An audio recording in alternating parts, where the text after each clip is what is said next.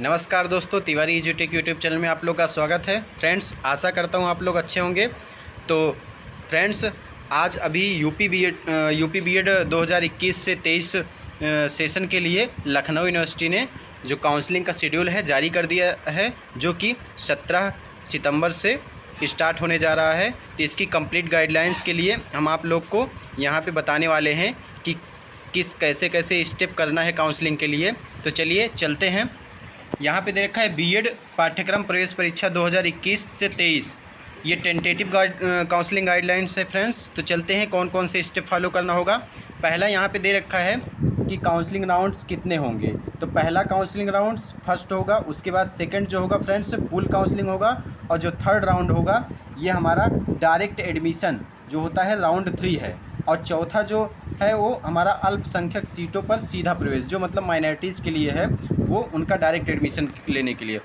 अब चलते हैं यहाँ पे आगे क्या क्या रिक्वायरमेंट्स है फ्रेंड्स जो काउंसलिंग के लिए, और यहाँ पे क्या है अकाउंट डिटेल्स लगेगा। उसके बाद फिर यहाँ पे धीरे धीरे आप लोग को यहाँ पे सब जानकारी देने वाले हैं। तो यहाँ पे फ्रेंड्स सबसे पहले देखिए, यहाँ पे कह रहा है कि पहले आपको शुल्क की जो वापसी होनी है, जो भी आप पैसा काउंसलिंग के लिए जमा करेंगे, अगर आपको कॉलेज अलाट नहीं होता है तो जो पैसा होगा आपका 5,000 रुपये वो बैंक अकाउंट में आपके वापस आएगा। तो जो बैंक अकाउंट होना चाहिए दोस्तों, यहाँ पे वो आपका बैंक अकाउंट होना चाहिए या आपके माता और पिता में से किसी का बैंक अकाउंट होना चाहिए। और याद रखना फ्रेंड्स, यहाँ पे क्या कह रहा है कि जो बैंक अकाउंट्स होना चाहिए वो जनधन वाला अकाउंट नहीं होना चाहिए, क्योंकि जनधन अकाउंट में क्रेडिट लिमिट होती है, जिसकी वजह से आपका पैसा जो है वो ट्रांसफ़र आपके अकाउंट में नहीं हो पाता है, और बाद में आप लोग कहते हैं कि हमारा पैसा जो है वो यूनिवर्सिटी ने नहीं भेजा। तो इसलिए आप लोग जनधन अकाउंट के अलावा किसी भी खाते का विवरण दे सकते हैं। तो यहाँ पे कह रहा है कि अगर अभ्यर्थी को सीट आवंटित नहीं हो पाती है तो पहली काउंसलिंग में अभ्यर्थी द्वारा भुगतान की गई अग्रिम कॉलेज फीस और पूल काउंसलिंग में पूर्ण कॉलेज शुल्क की वापसी इसी खाते में की जाएगी। तो ये स्टेप आपका क्लियर हो गया दोस्तों। अब यहाँ पे बात करते हैं कि क्या क्या जानकारी रहेगी, मतलब ज़रूरत रहेगी। तो यहाँ पे फ्रेंड्स क्या क्या रहेगा, खाता संख्या आपका होना चाहिए, IFSC कोड होना चाहिए, बैंक का नाम, और यहाँ पे ब्रांच होना चाहिए कि कौन सी ब्रांच है। उसके बाद यह आप लोग को अपलोड करना पड़ेगा फ्रेंड्स, जो हमारा रजिस्ट्रेशन के समय उसमें डिटेल्स मांगेगा। अब बात करते हैं for candidates appearing in qualifying examination, means जो भी क्वालिफाइंग एग्जामिनेशन में फ्रेंड अपीयर होंगे कैंडिडेट्स, उनको किस किस डॉक्यूमेंट की ज़रूरत पड़ेगी। तो यहाँ पे दोस्तों कह रहा है केवल मूल अंक तालिका ही स्वीकार की जाएगी, मीन्स जो भी आपके सर्टिफिकेट होंगे उसका ओरिजिनल ही एक्सेप्ट किया जाएगा। तो इसलिए आप लोग सारे डॉक्यूमेंट का ओरिजिनल कॉपी आप लोग अपने पास रखे रहिए। और बात की जाएगी उसमें जो अपलोड ऑनलाइन करना होगा, तो आपको उसका PDF फॉर्म अपलोड करना पड़ेगा या JPG फॉर्म में अपलोड करना पड़ेगा वेबसाइट पे। अब बात करें, यहाँ पे कह रहा है कि कोई भी प्रोविज़नल या इंटरनेट मार्कशीट तब तक स्वीकार नहीं की जाएगी जब तक कि वह संबंधित कॉलेज के प्राचार्य या विश्वविद्यालय के रजिस्ट्रार द्वारा सत्यापित न हो।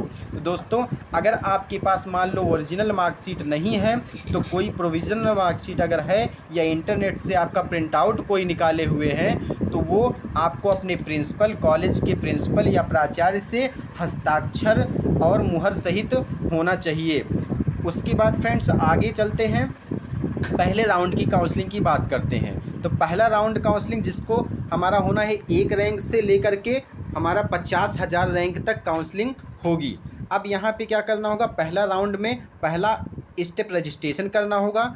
रजिस्ट्रेशन करने के बाद फ्रेंड्स यहाँ पे दूसरा स्टेप है काउंसलिंग शुल्क और अग्रिम कॉलेज का भुगतान करना होगा, जिसमें 5,750 रुपये टोटल पेमेंट करने होंगे काउंसलिंग के रूप में, जिसमें 750 रुपये है दोस्तों, और जो एडवांस कॉलेज फीस है वो 5,000 रुपये, जो कि फ्रेंड्स ये 750 रुपये वो नॉन रिफंडेबल है, मतलब वापस नहीं आएगा। बट ये जो 5,000 रुपये है, अगर कॉलेज नहीं मिलता है तो ये 5,000 रुपये आपके अकाउंट में जो भी डिटेल आप भरे होंगे उसमें वापस भेज दिया जाएगा।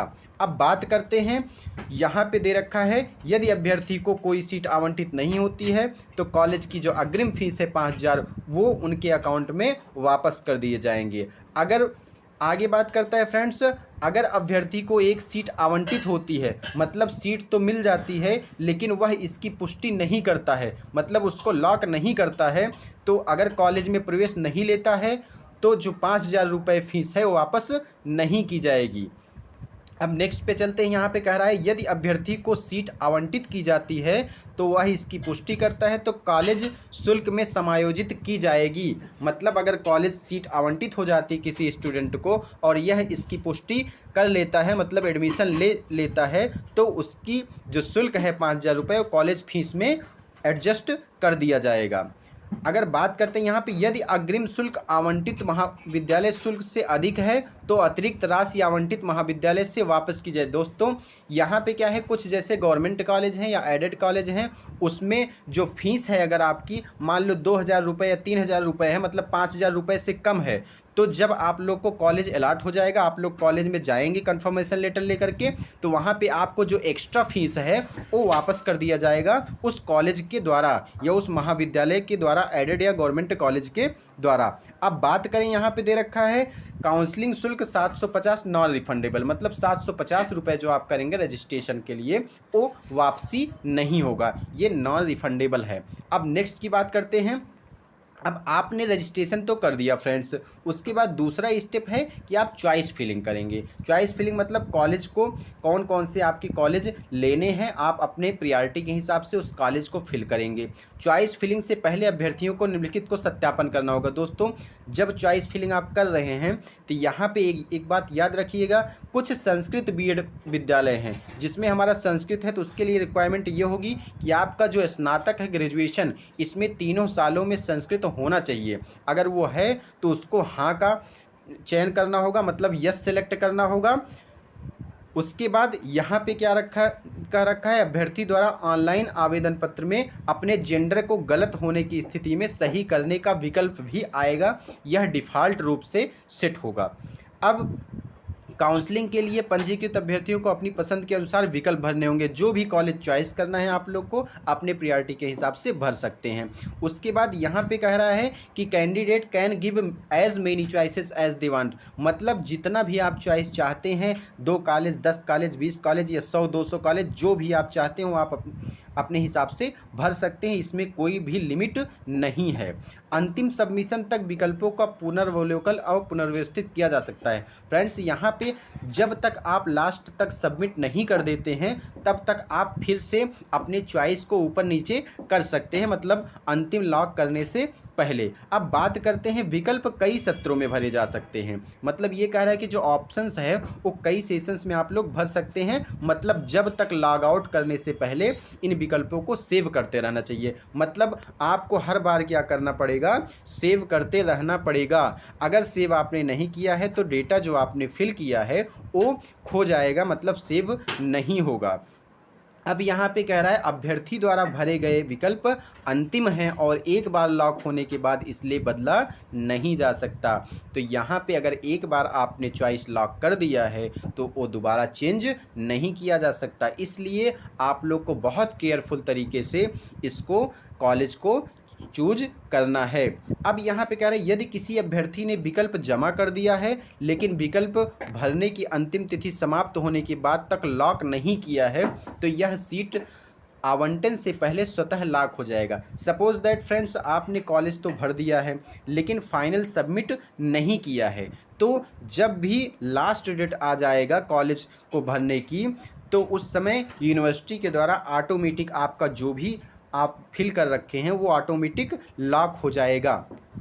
अब नेक्स्ट चलते हैं, यहाँ पे कह रहा है जब आपका कॉलेज लॉक हो गया, कॉलेज को आपने सेकेंड फेज में लॉक कर दिया, उसके बाद क्या होगा, कॉलेज अलाट हो जाएगा। फ्रेंड्स आपकी जो रैंक है स्टेट रैंक, उसके हिसाब से कॉलेज आपको अलाट हो जाएगा। अलाट होने के बाद फ्रेंड्स यहाँ पे कह रहा है कि जब कॉलेज अलाट किया जाएगा यूनिवर्सिटी के द्वारा तो उस समय आपकी जो रिजर्वेशन पॉलिसी है उसका खासकर ख्याल रखा जाएगा। मतलब आप एससी हैं, ओबीसी हैं, ईडब्ल्यूएस हैं, उसके अकॉर्डिंग आपको जितना भी कोटा रिजर्वेशन कोटा मिलता है उसमें उसके अकॉर्डिंग आपको कॉलेज की प्रायोरिटी दी जाएगी। अब यहाँ पे कह रहा है कि सीट आवंटन परिणाम जो है वो केवल अभ्यर्थी के लॉगिन पर उपलब्ध होगा, मतलब आपका जो यूनिवर्सिटी की वेबसाइट पे लॉगिन आईडी है आप लोग डालेंगे, आपके ही उसी लॉगिन पे अवेलेबल होगा सारा डिटेल।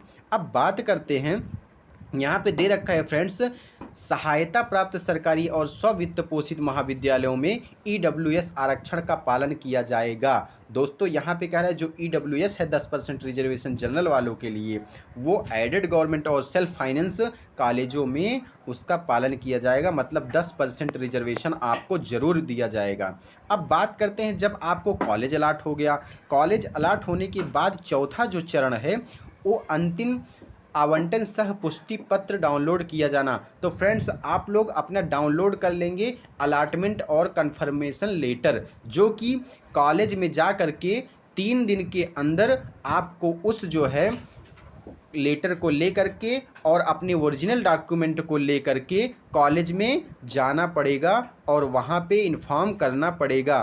तो वहाँ पे क्या होगा फ्रेंड्स, यदि कॉलेज अग्रिम कॉलेज शुल्क से कम है तो अंतिम आवेदन पत्र सह पुष्टि पत्र को डाउनलोड कर सकते हैं। अतिरिक्त शुल्क की राशि आवेदन आवंटित कॉलेज द्वारा अभ्यर्थी को वापस कर दी जाएगी। जब आप लोग कन्फर्मेशन और अलॉटमेंट लेटर लेकर के उस कॉलेज में जाएंगे, अगर आपकी फ़ीस फ्रेंड्स उस कॉलेज की फ़ीस आपके उस फीस से ज़्यादा है जो कि अतिरिक्त शुल्क लिया गया है, तो उस कॉलेज के द्वारा एक्स्ट्रा फीस आप लोग को वापस कर दी जाएगी।